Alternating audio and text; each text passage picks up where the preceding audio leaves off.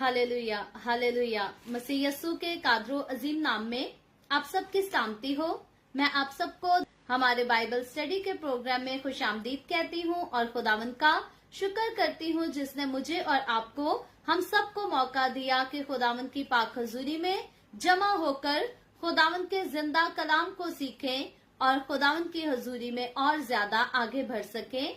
मेरे अजीजों, खुदावंद के कलाम में से आस्तर की किताब उसके 9वें बाब की पहली आयत से लेकर 19वीं आयत तक आज हम मिलकर खुदावंद के कलाम को सीखेंगे। और आए हम वक्त को जाया किए बगैर खुदावंद के जिंदा कलाम को सीखेंगे। बाइबल मुकद्दस को मेरे साथ जरूर खोलें। आस्तर की किताब उसके 9वें बाब की पहली आयत से लेकर 19वीं आयत तक हम खुदावंद के कलाम को पढ़ेंगे। खुदावंद के कलाम में यूं लिखा है, अब 12वें महीने यानी अदारा महीने की 13वीं तारीख को जब बादशाह के हुक्म और फरमान पर अमल करने का वक्त नजदीक आया और उस दिन यहूदियों के दुश्मनों को उन पर गालिब होने की उम्मीद थी।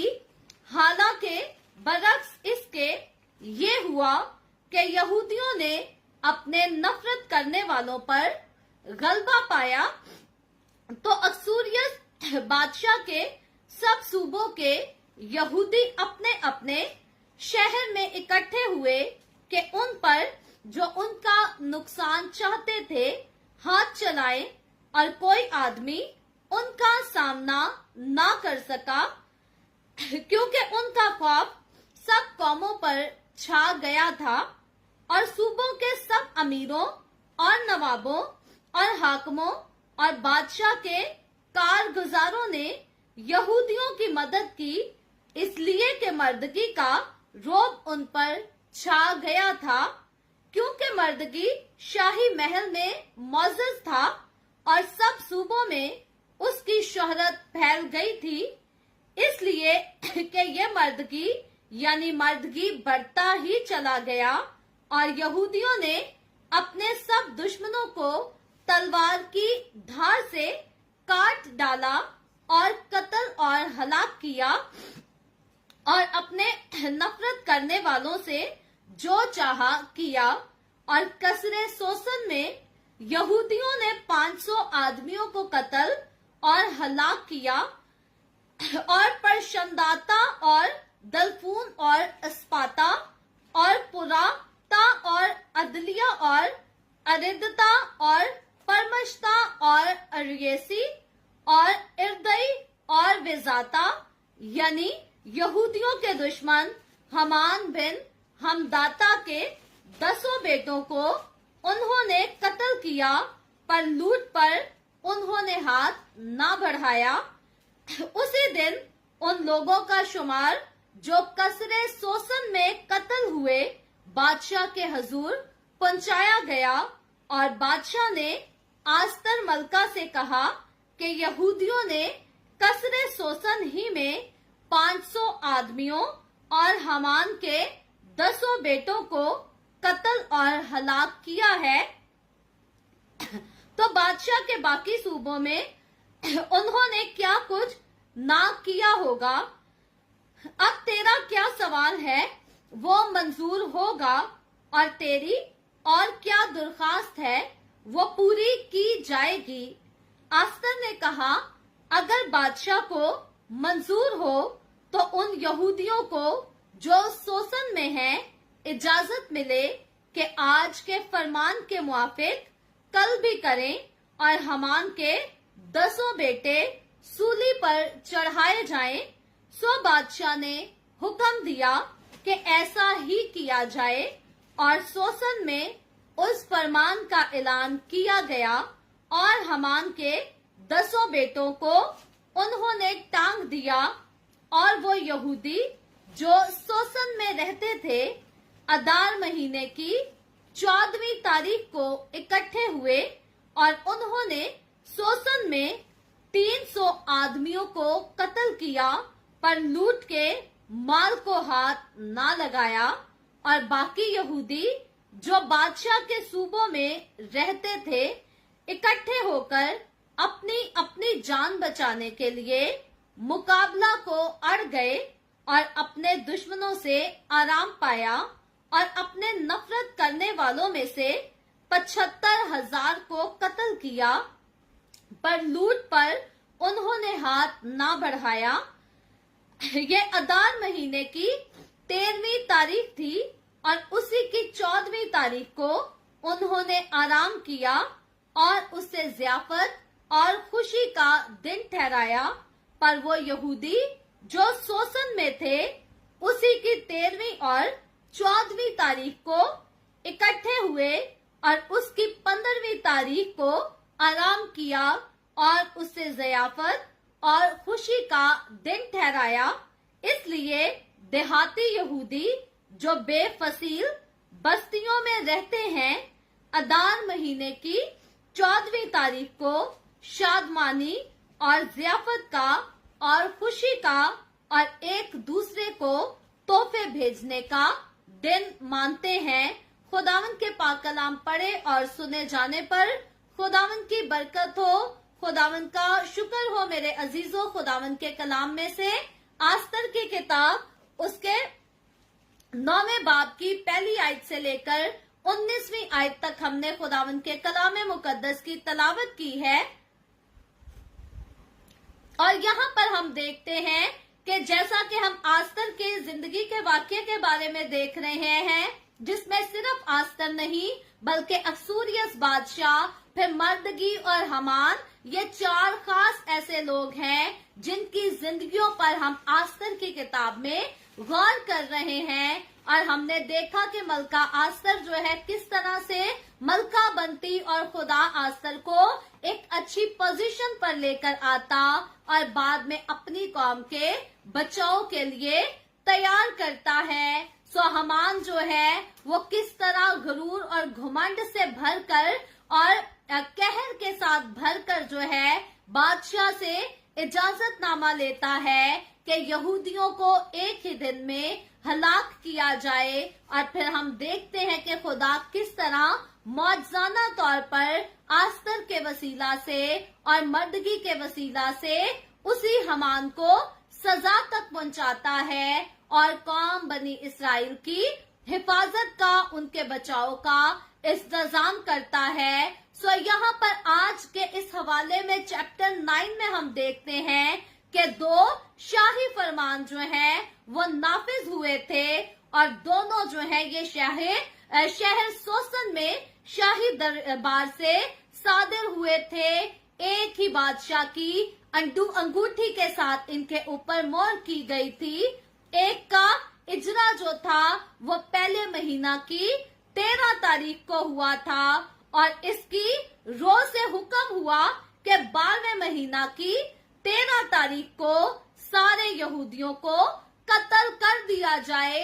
ये वो यहूदी थे जिनको यरूशलेम से असीर करके बाबुल में ले आया गया था और अब ये असीर यहूदी जो थे ये कत्ल होने के लिए दे दिए गए थे। लेकिन दूसरा फरमान जो है वो 3रे महीना की 23 तारीख को जारी हुआ और उसकी रूह से इनके दुश्मनों ने फैसला किया कि पहले फरमान से हमें जो फायदा और बरतरी दी गई है उससे जाया ना जाने दें, क्योंकि बाबुल में अब भी बहुत सारे ऐसे लोग थे जो यहूदियों से नफरत करते थे और उनको हलाक करना चाहते थे। और क्योंकि जब एक बार अक्सूरियस बादशाह की मोहर के साथ एक बार तय हो गया था यहूदियों की हलाकत, तो अब बादशाह के फरमान को मनसूख नहीं किया जा सकता था। सो बादशाह ने जो है मर्दगी को इजाजत दी थी कि अब वो भी अपने बचाव का इंतजाम आप कर सकते हैं। सो इसीलिए यहाँ पर हम देखते हैं जैसा कि यहूदियों के दुश्मन जो हैं बादशाह के पहले फरमान के मुताबिक जो कि हमान ने जारी किया था वो उसका पूरा फायदा उठाकर यहूदियों को हलाक करना चाहते हैं, उनको कत्ल करना चाहते हैं।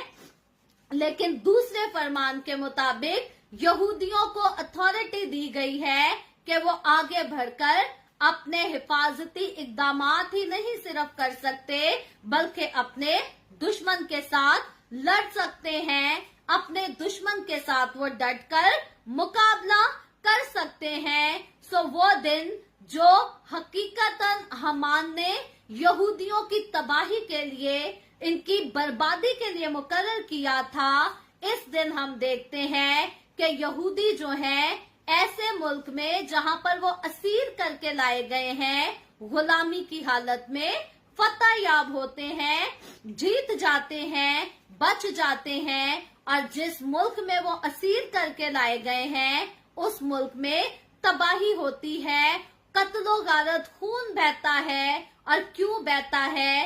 एक शख्स की वजह से जिसका नाम हमान है। हमने देखा कि हमान जो है किस तरह से गुरूर और घुमंड से भरा था और वो अपने कौम के लोगों के लिए तबाही का सबब बना।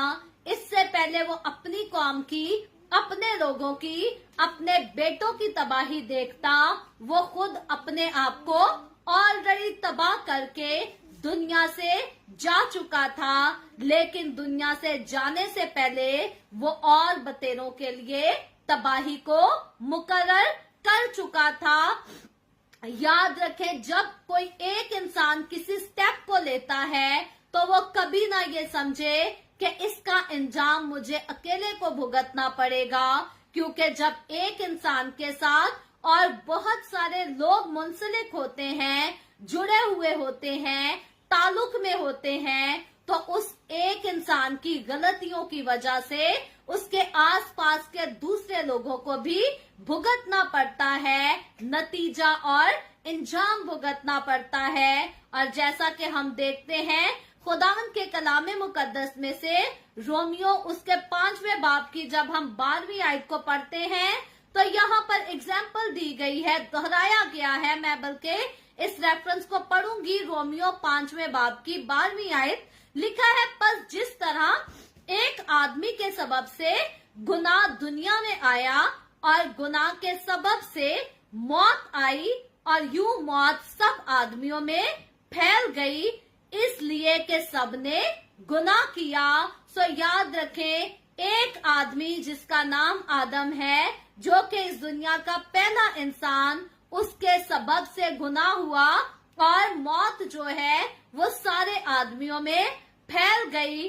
और फिर रोमियो 5वें बाब की 15वीं आयत के मुताबिक लिखा है, लेकिन गुनाह का जो हाल है वो फजल की नेमत का नहीं, क्योंकि जब एक शख्स के गुनाह से बहुत से आदमी मर गए तो खुदा का फजल और उसकी जो बख्शिश एक ही आदमी यानी यीशु मसीह के फजल से पैदा हुई, बहुत से आदमियों पर जरूर ही अपराध से नाजिल हुई। सो जैसे एक के गुनाह से मौत सारे आदमियों में फैल गई, इसी तरह एक की बख्शिश से, एक यीशु मसीह नासरी की कुर्बानी के वसीला से खुदा का फजल जो है हम सब तक पहुंचा।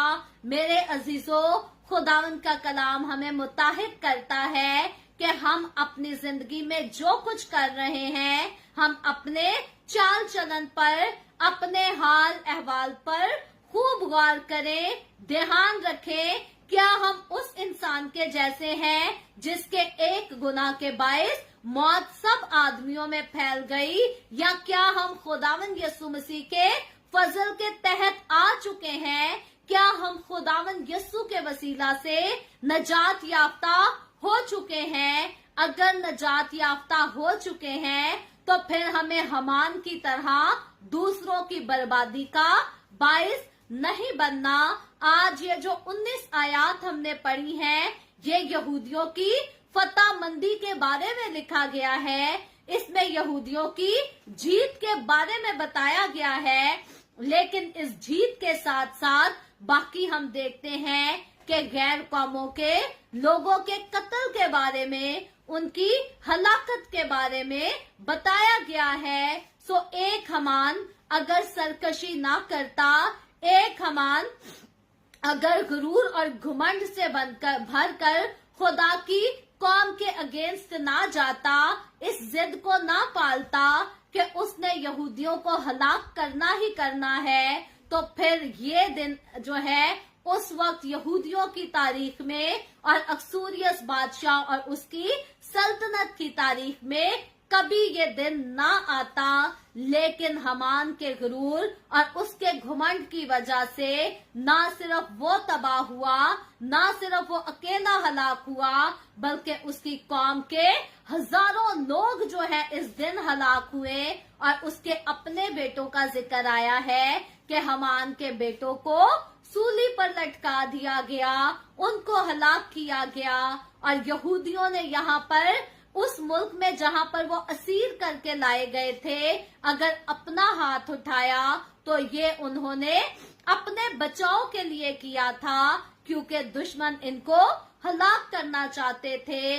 और बादशाह ने यहाँ पर इनको इजाजत दी थी कि वो अपने बचाव के लिए लड़ सकते हैं। ये जो जंग थी, याद रखें, ये कोई जाती जंग नहीं थी, बल्कि ये अब पॉलिटिकली एक जो है कानून के दायरे में रहकर ये जंग की गई। और इसका फरमान जो था, इन दोनों फरमानों को हम देखते हैं। जो पहला फरमान था यहूदियों के कत्ल का, वो भी एक ही बादशाह की तरफ से जारी हुआ, और जो दूसरा फरमान यहूदियों के बचाव का था, मुकाबले का था दुश्मन के साथ, वो भी एक ही बादशाह के हजूरी से जारी किया गया फरमान। सो इसलिए यहूदियों ने जो है उस मुल्क में रहकर बेवजह जो है लोगों पर किसी किस्म का कोई जुल्म, कोई तशद्दुद नहीं किया, बल्कि ये उसी मुल्क के बादशाह की इजाजत के साथ और उसकी मर्जी के साथ किया गया। और ये एक तरह की कानूनी कार्रवाई थी जिसमें किसी के साथ नाजायज नहीं की गई। हम देखते हैं कि बादशाह इस सारी हलाकत को देखने के बाद भी जो है फिर मलका अस्तर से पूछता है कि अब तू क्या चाहती है। और मलका अस्तर जो है वो अगले दिन के लिए भी मर्द हामान के बेटों के लिए मांगती है कि उनको सूली पर लटकाया जाए। इतने सख्त फैसले यहाँ पर क्यों किए गए, इतनी सख्त सजाएं यहाँ पर क्यों दी गई, ताकि बाकी लोगों के लिए नमूना हो सके कि फिर से कोई दोबारा लोगों के खिलाफ, यहाँ तक कि खुदा की कौम के लोगों के खिलाफ ऐसी साजिश ना करे। अगर यहाँ पर इन शरीरों को बेसजा छोड़ दिया जाता तो पहली बात तो इन्होंने खुदा की कौम को हलाक करना था, और दूसरी बात फिर इनके पास आइंदा जो है और दलेरी और होशियारी होनी थी कि जब चाहे जिसके साथ नफरत पालें और उस पर हमला आवर हो सके। लेकिन यहाँ पर इनको कानूनी तौर पर सिखाया गया, बताया गया कि यहूदियों की हलाकत इनके बस की बात नहीं, और ये फैसला खुदा की तरफ से हुआ था। खुदा ने यहाँ पर अस्तर को इस्तेमाल किया, मर्दगी को इस्तेमाल किया, अक्सूरियस बादशाह को इस्तेमाल किया, और दुनिया में फिर से एक बार इस बात को कायम किया कि खुदा अपनी चुनी हुई कौम के साथ है। वो वादा जो खुदा ने बाप इब्राहिम, इसहाक और याकूब से किया था, आज भी खुदा उसी वादे पर खड़ा है और उसको पूरा करता है। और इसीलिए इस कौम की हिफाजत खुदा खुद करता है। खुदा ने इस्राएलियों से कहा था कि मेरे साथ चलोगे तो मैं तो तुम्हारे साथ वफादार रहूंगा, तुम बेवफा हो जाओगे फिर भी मैं वफादार रहूंगा। खुदा ने कहा था इनसे कि अगर तुम बेवफाई करोगे तो हलाकत की तरफ जाओगे, लेकिन जब तौबा करके मुझे पुकारोगे तो मैं तुम्हें वापस लेकर आऊंगा और फिर से तुम्हें आबाद करूंगा। सो यहाँ पर खुदा जाहिरी तौर पर इस बात को यहूदियों पर भी जाहिर करता है, गैर कौमों पर भी जाहिर करता है कि खुदा की मोहब्बत, खुदा का प्यार, खुदा की शफकत, खुदा का फजल जो है हरगिज यहूदियों से जुदा नहीं है, बल्कि खुदा उनके साथ था, उनके साथ है और हमेशा उनके साथ रहेगा। यहाँ पर यहूदियों ने ये कानूनी तौर पर जिस जंग को किया था, उसकी खास एक और बात सीखने वाली, गौर करने वाली इस चैप्टर में हमें नजर आती है कि वो लूट का माल, जिस माल जो था जिसके ऊपर यहूदियों का पूरा हक था, यहूदियों ने उस माल को ना लिया, उस माल को हासिल ना किया। और यहाँ पर इससे ये जाहिर करना जरूर था कि यहूदियों ने किसी किस्म के माल के लालच में ये जंग नहीं की, बल्कि ये जंग उनके बचाव के लिए, उनके तहफ्फुज के लिए थी। और इसमें यहूदियों को किसी किस्म का कोई लालच नहीं था। आज भी हम देखते हैं अपने दौर में, आज भी इसी तरह यहूदियों की जंग चल रही है। दुनिया की मुख्तलिफ कौमें जो हैं वो यहूदियों को तबाह करना चाहती हैं, सफ़े हस्ती से मिटा डालना चाहती हैं। और बार बार हम देखते हैं यहूदियों का जो प्रेसिडेंट है वो बार बार सोशल मीडिया पर आकर इस बात को कहता है, इकरार करता है कि हम लड़ना नहीं चाहते, हम तबाही नहीं चाहते, हम हलाकत नहीं चाहते, हम चाहते हैं कि सुलह हो, हमें यहाँ पर इस जंग से कोई लालच नहीं। लेकिन दुश्मन अपनी साजिशें करने से बाज नहीं आते। लेकिन यही अगर हम यहूदियों की अपनी न्यूज से हटकर गैर कौमों की वो न्यूज जो कि गैर कौमें इसराइल पर इस टाइम अटैक करती हैं, अगर हम उनकी न्यूज सुने तो वो इसराइलियों के अगेंस्ट बहुत बातें करते हैं और उनको तबाह करने की बात करते हैं। सो याद रखें, यहूदी जो है वो आज भी खुदा का डर, खुदा का खौफ मानते हैं और वो हलाकत नहीं चाहते। लेकिन गैर कौमें जो है वो पहले की तरह सदियों पुरानी जंगें आज भी चल रही हैं, यहूदियों को हलाक करना चाहती हैं। लेकिन खुदा इसराइल के साथ था, इसराइल के साथ है और हमेशा इसराइल के साथ रहेगा।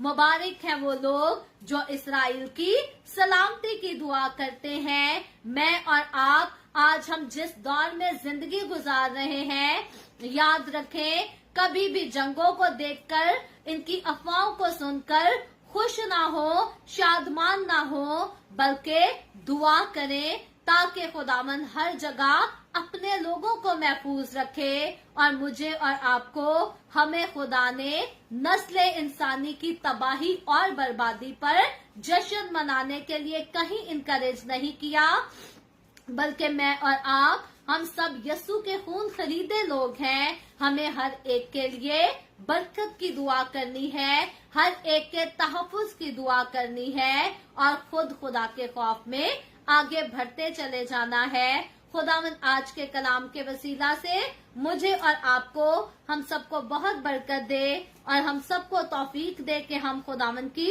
हजूरी में आगे बढ़ते चले जाएं और अपने गलत कामों के साथ किसी की तबाही और बर्बादी का सबब ना बने, बल्कि अपनी अच्छाइयों के साथ, अपनी खुदा के साथ रूहानी जिंदगी के वसीला से बतेरों के लिए नजात का बाइस बनने वाले हो सके और बरकत का बाइस बनने वाले हो सके। खुदावंद आप सबको बरकत दे।